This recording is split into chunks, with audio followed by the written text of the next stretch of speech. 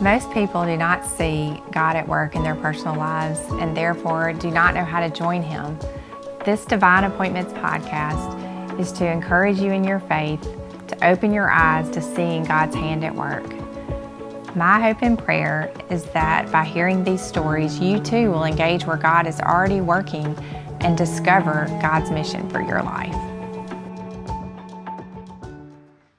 Welcome to my Divine Appointments podcast. I have Hal and Lisa Selby here. We are in Starkville, Mississippi, and I had the opportunity to hear about their ministry recently and was just amazed at how God is using them. And so it's really exciting to hear the boldness and courage that they have to share their story, and we're really excited about them sharing today.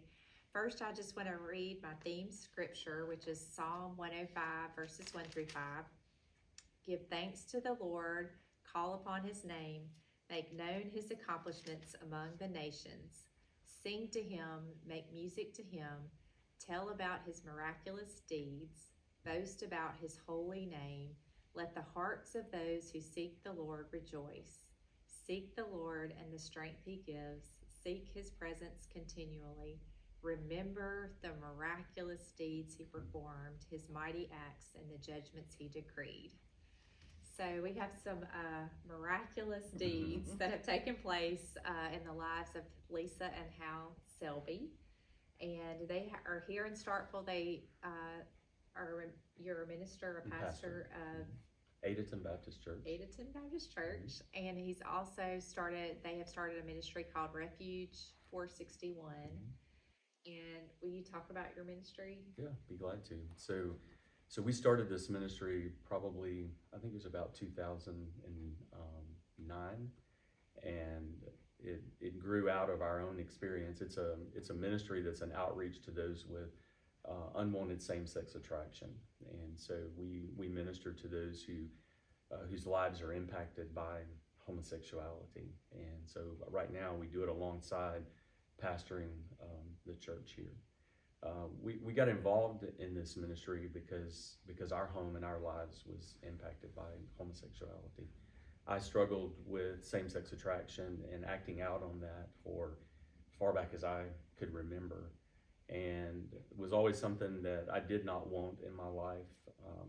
I knew that it was sin. I knew that it was something that God did not approve of, but I had no idea how to talk to anybody about that, or how to even know that there could be any freedom from it.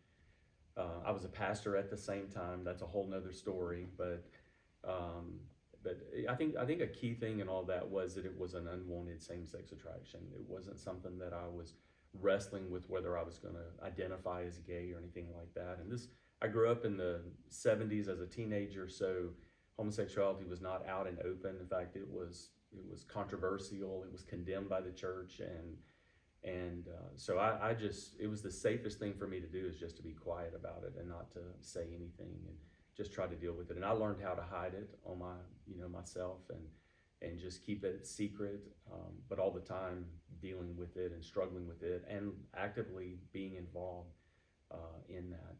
And that was until I always knew that God knew about it. I wasn't hiding anything from God. And I always felt conviction and guilt about it. I had said that I had gotten saved when I was probably 12 years old. But in 1999, I was preparing a message. I was pastor at First Baptist Church, Ocean Springs, and I was preparing a message. My theme was going to be how Christians worship and how God accepts one and not the other. And I was coming from Genesis chapter 4 about Cain and Abel and their offerings to God. And so in the process of studying that, I've searched everywhere in the Bible that there was references to Cain and Abel. And everything about Abel was positive all the way to the book of Hebrews that said that he was a man of faith. He had faith. And so when I looked at Cain, everything about Cain was negative, and it ended in 1 John chapter 3 that said that Cain was of the evil one. And so I realized then that my premise and my message was wrong, that it wasn't about how Christians worship. It was about one being a Christian and a believer in God and the other not. Well, in that 1 John 3 passage, it said if I continue reading on after Cain, it said that he who practices sin has never been born of God. And so at that moment, God just put his finger on my heart and just said, how you've never been born again. And I remember vividly where I was sitting, where I was in my office. I remember just thinking, I do not even know how to handle this. I don't know what to do, because I knew that if I said I'm not saved, that people were going to ask me, well, what made you think you were lost? And I didn't know how to answer that. And so I just closed my Bible and walked out of my study, and it was really hard for a few days, just the burden of that knowledge. That was in September. In November of that same year, Lisa and I went to a couples conference in Chattanooga, Tennessee with Kay Arthur. And on the Saturday night of the conference, she had us turn in the Bible to 1 John chapter 3. She laid out the same points that God had said to me. And that night again, God just said, how you've never been born again. And my response to God that night was, I have no idea what this is going to look like, but I just know I want you more than I want anything. And so that night in that service, I asked the Lord to forgive me and save me.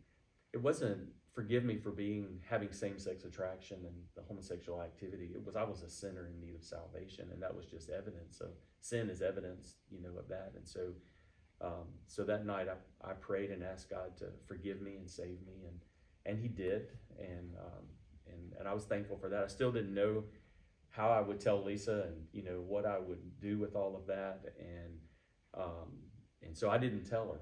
She knew that something had happened that night just by emotion on my face, but I still didn't know exactly how I was going to let her know. One interesting thing that night when I was saved, I remember Kay Arthur, I knew at the end she was going to ask people that had made a decision to respond. And I was like, I'm not going forward because that would make Lisa ask questions. Probably not even going to raise my hand, But Kay Arthur said, if you've made this decision tonight, just lift your head and look my way. And that'll be your first line of accountability, of saying, profession of your faith. And when I looked up, she was staring straight at me. And wow. Again, I wasn't looking for signs, but I was thankful. It was just confirmed to me that God was at work all along the way. And for her to teach from the same passage that had convicted you to begin with, it was just so evident that God was saying, "You hear me, Hal? Yeah, absolutely. Do you hear me?" He had his hand on you. He was pulling you. Absolutely. That's amazing. And how long were y'all married at this time? We were about to celebrate our 12th wedding anniversary. 12 years of marriage. Yeah. And my struggle, as I said, went back as far as I could remember. I couldn't remember a time that I didn't have same-sex attraction. I didn't act on it until later in my teen years. But all of our 12 years of marriage, I had secretly been involved in practicing that. Wow. So then what happened? So I didn't know how I would tell Lisa. And so we got back, it was Tuesday, I guess, of that week that after the conference, we had a church member that had surgery in New Orleans. And so I had to go to New Orleans to see that church member in the hospital. And anytime I went out of town, that was where my struggle would manifest itself. And so on this occasion, on the way, it was just different. It was just something totally different about places I would have stopped and things like that. It just didn't happen. And so I couldn't wait to get back to my office because I was like, God, you really did do something in my life. And I still didn't know what I was going to do. So there were some men on staff at Precept that Kay had said, because most of the men, there was a lot of people saved that night at that conference. And many of them were men. And she just said, if you need to talk to somebody, then our staff is here. So I called back, talked to David Lawson, and he was really the first person I had ever told about my struggle. And he was so helpful. One of the first things he said to me was, he said, have you ever been tested for HIV? And I said, no. I said, I'm scared to death about that. I said, I know I need to, but how does the pastor of First Baptist go to your local doctor and say, I need an HIV test, Right. He said, well, let me see what I can do. And so a little bit later in the day, he called me and he said, I found a clinic in Mobile that you can go to, and they'll see you and they'll do the blood test. And so he said, here's the number, call them, make the appointment. And so I called them, and they asked me, they said, do you know where we're located? And I said, no. They said, do you know where Airport Boulevard is? I said, I do know where that is, but I don't know where y'all are. She said, do you know where TGI Fridays is? Now the significance of that is the Monday prior to all of this, Lisa and I had gone to Mobile to shop, and there was an accident on the interstate on I-10. We had to take an alternate route. We saw TGI Friday. I commented, I said, that'd be a neat place to go have dinner sometime. So when I called them and they said, do you know where that is? I was like, yeah, I do know where that is. She said, we're right behind it, you know. Like God prepared the way for you. That's right. In advance. Yeah. So I went that Wednesday. I made an appointment that Wednesday. I went and had the blood test, and that was probably the longest experience of my life, just sitting there waiting for them to call my name and to come back, and then to have to talk to that doctor. You know, he wanted to know why and some of the details. I was supposed to meet Lisa back at home for lunch. This was pre-cell phone days, and so a church member had died. People are trying to find me. Nobody knew where I was. Lisa couldn't. Now nobody could get in touch. That's right. That's right. You know where your people are. There would never be a question now. Yeah. But so I got back to home late. Nobody knew where you were. And I didn't know what was going on.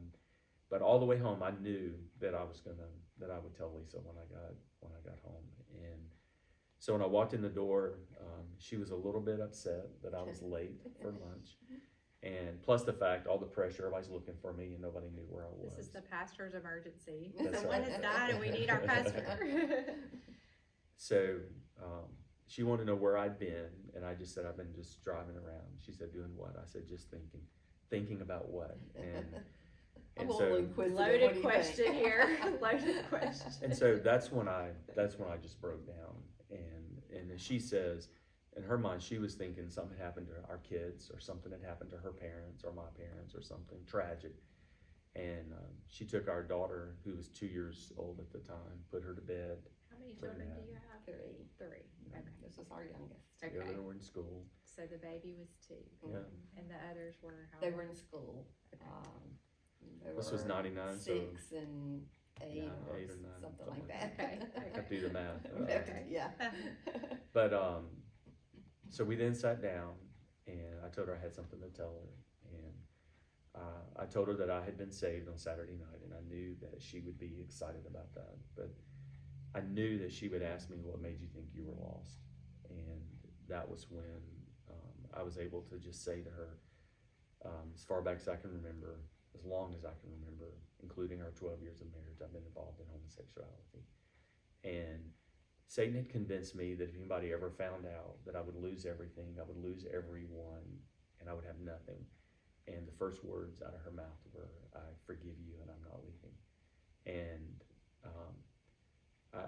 I knew, I wasn't sure whether she meant it or not, but I knew she meant it. And you know, this year, that was nearly 12 years of marriage, and this year we celebrate our 36th wedding anniversary. Wow. And so God is, you know, he's done some miraculous things along the way. And I knew, and I'm sure Lisa will tell this, but I knew it wasn't all over just because I told her. It was Right. just the beginning.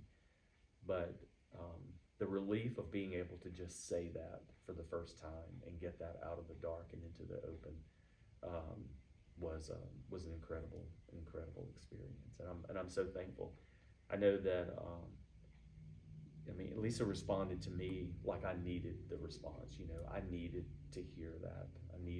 We had times where she was angry, obviously, and we had to work through those things. But at that moment, and just to hear, she'll share how God had arranged all of that for her and prepared her for that moment was, you know, just incredible. So take us to that moment, Lisa, when your husband of 12 years Sat me down and told me all and that. said, oh, I've been hiding this from you for 12 years. I think so. The interesting part is like, and I was sharing earlier of how to even look back now and realize God's hand along the way from moving us where we live in Starkville, that he moved us to Ocean Springs, and I was introduced to Precept Ministries, and I was doing Bible studies, and I was working through one called Lord, I Want to Know You, one of Kay Arthur's smaller studies. And I could just remember finishing up that study one night, and I'm going to share this little story because I think it's sort of interesting. Going back to the conference, was a friend of mine had asked me to keep her children for her, and her kids were sick, and I didn't want my kids to get anything. I was like, I'll let you know, I'll think about it. And well, that night I closed up my Bible study, and it was like God spoke to my heart and said, "You don't trust me." And I was like, where's that coming from? And I was like, "Well, Lord, I do trust you." And he's like, "No, you trust me in the big things, but not the small things." And I was like, "Okay." So I called my friend up. The fear of sickness? Is Yeah, that what you I mean? mean, just Okay. just Because we were going to the conference. we were going to and the we wouldn't- conference, and I Oh. thought Kids this is to going get to sick. interfere with everything. My kids will get sick. I won't be able to go, whatever. Oh, So I called my friend up, and I was like, "Okay, I'll watch your children," and everything was fine. We got to go to the conference, but it was what God spoke to me that time was, "You don't trust me in the small things, but you do the big things." And then it was just like, "You need to trust me along the way. Every step of the way, you need to trust me." And so we got to the conference, and the lady that was singing, as soon as we got there, the first words out of her mouth was, "Has God ever told you you needed to trust him one step along the way in the small things?" And I was like, "He just told me that," And I looked at Hal, and I was like, "God just told me that this week."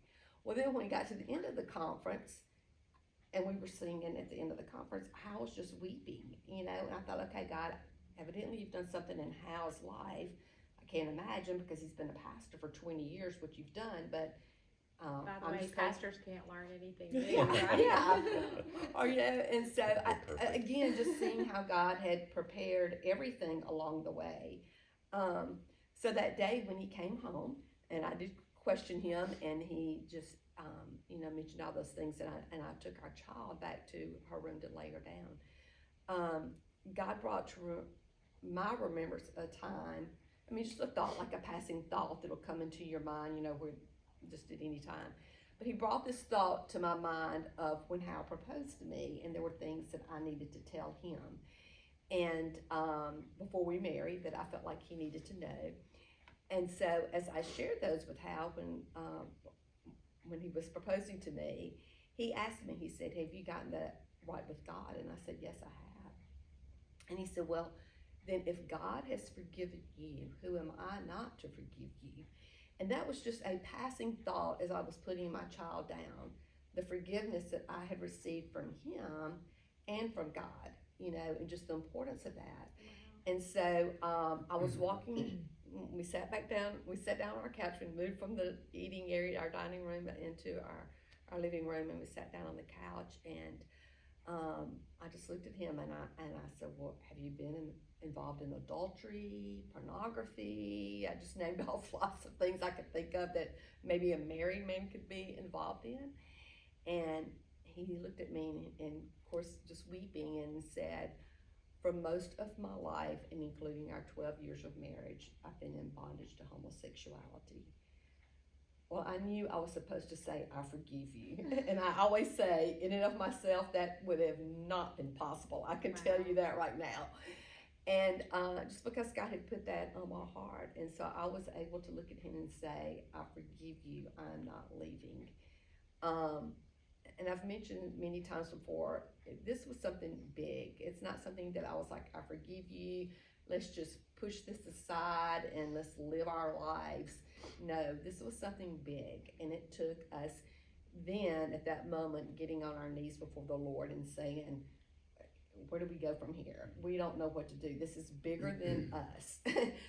It's definitely got to be you, God, that brings reconciliation and help through this, because we can't do this in and of ourselves.